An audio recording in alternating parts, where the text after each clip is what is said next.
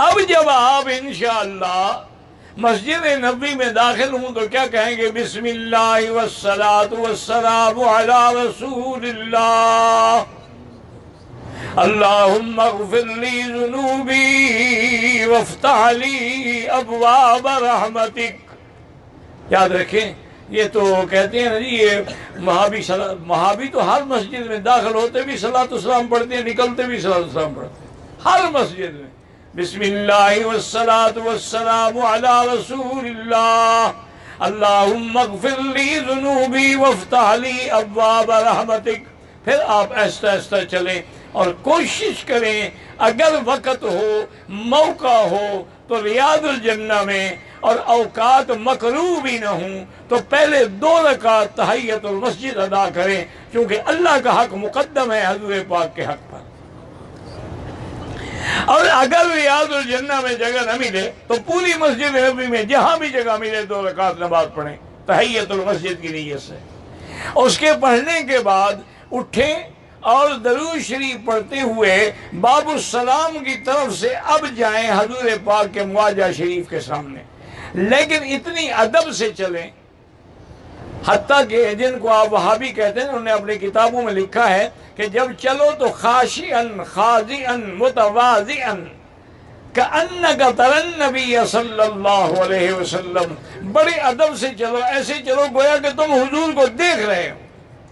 اور یہ بھی انہوں نے لکھا ہے کہ پاؤں آرام سے رکھیں، پاؤں کے دھپ دھپ کی آواز پیدا نہ ہو، چونکہ وہ ایک ایسی جگہ ہے کہ جہاں آواز اونچی ہو جائے تو آدمی کے اعمال جو ہے وہ حبط ہو جاتے ہیں۔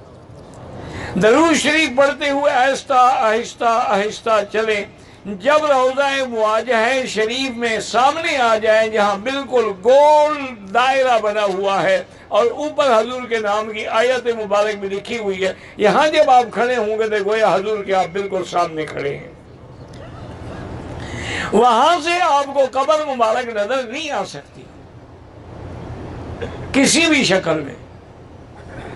یہ تو وہ جگہ ہے، اصل اس کی وجہ یہ ہے کہ نور الدین زنگی کے زمانے میں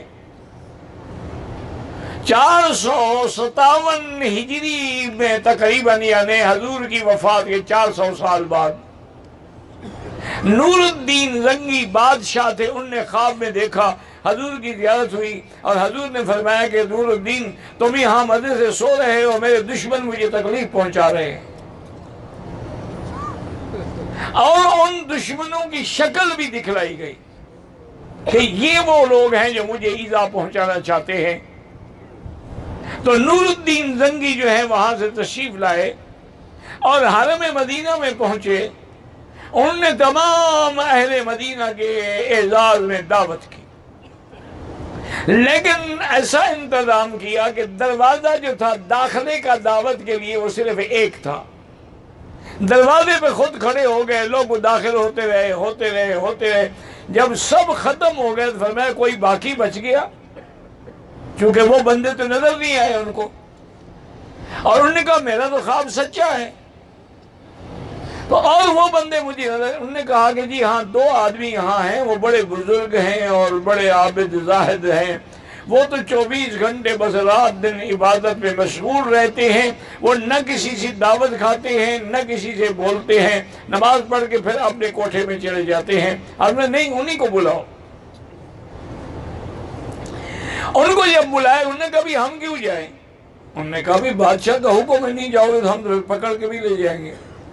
تو بہرحال اصل میں پتہ ہے وہ کرتے کیا تھے بدبخت، کہ وہ رات کو اپنے حجرے سے انہوں نے گھر لے لیا تھا قریب روضہ شریف کے، اس زمانے میں تو بالکل گھر قریب ہوتے تھے نا،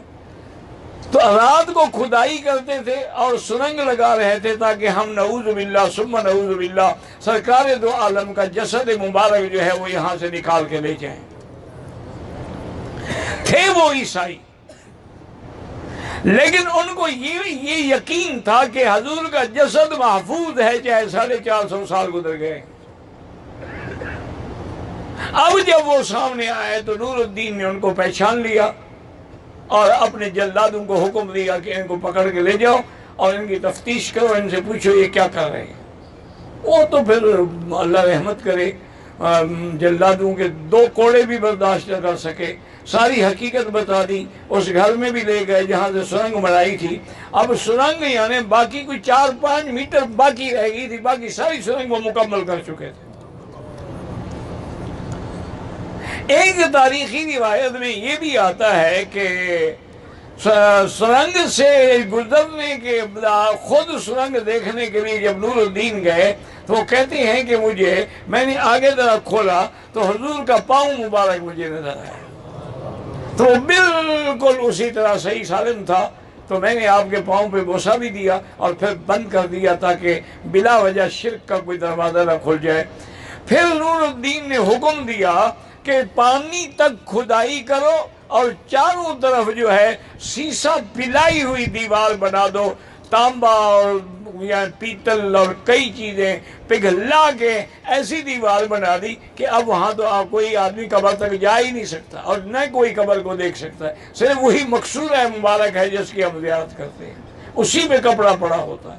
تو بہرحال جب آپ سامنے جائیں، سامنے ادب سے کھڑے ہوں، ہاتھ باندھنے کی ضرورت نہیں ہے، ہاتھ کھلے رکھیں۔ ہاتھ باندھنا اللہ کے دربار کے لیے ہوتا ہے، حضور پاک کے سامنے ہاتھ نہیں باندھنے، اور اتنا دور بھی کھڑے نہ ہوں اور اتنا قریب بھی کھڑے نہ ہوں، اور آواز جو ہے وہ اتنی اونچی بھی نہ ہو اور اتنی آہستہ بھی نہ ہو۔ پھر کہیں گے السلام علیک ایھا النبی ورحمۃ اللہ وبرکاتہ،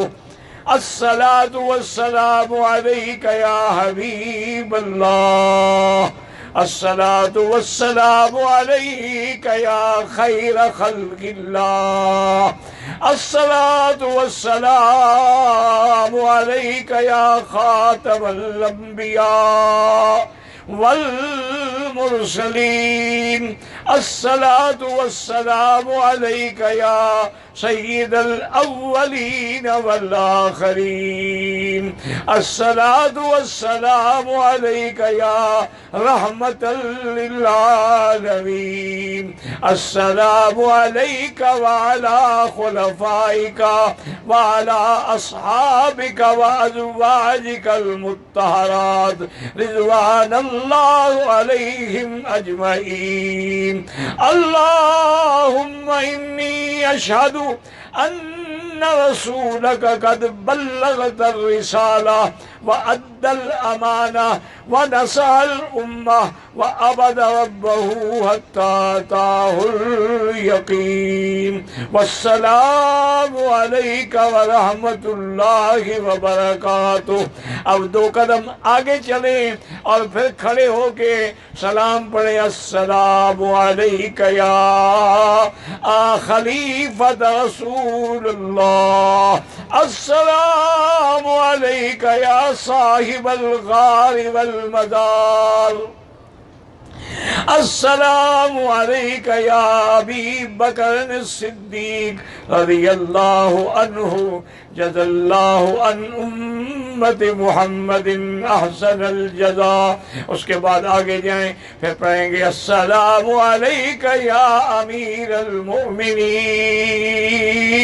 عمر بن الخطاب الناطق بالحق والصواب، السلام علیک یا وزیر النبی المصطفى، السلام علیک یا صاحب رسول اللہ، السلام علیک ورحمۃ اللہ وبرکاتہ۔ اس سے پھر آگے جائیں، پھر رخ اپنا قبلے کی طرف کر لیں، چونکہ صلاۃ و سلام نبی کا حق ہے اور دعا صرف اللہ کا حق ہے۔ پھر ہاتھ اٹھا کے اللہ سے لمبی لمبی دعائیں کریں کہ یا اللہ ہماری یہ حاضری قبول فرما۔ الحمدللہ یہ حدیث ہے، اللہم تقبل زیارت رسولک، اللہم ارزقنا شفاعت نبیک محمد صلی اللہ علیہ وسلم۔ اپنے لیے دعائیں کریں، خاندان کے لیے دعائیں کریں۔ الحمدللہ